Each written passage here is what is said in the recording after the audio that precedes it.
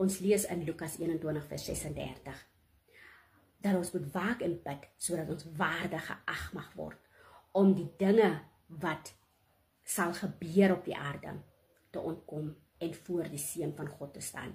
Nou wat se dinge sal gebeur? Die Bybel praat van wanneer die wegraping plaasgevind het, die wegraping, die rapture plaasgevind het, dan nou in die wegraping kom Jesus om sy bruid te kom haal. Nou vir die 7 jaar gaan Jesus met sy bruid in die hemel wees. En op die aarde gaan die Antichrist rol op die aarde. En daar sal verskriklike dinge gebeur op die aarde vir die 7 jaar. En Jesus en die Heilige Gees gaan nie meer hier op die aarde wees om ons te help nie.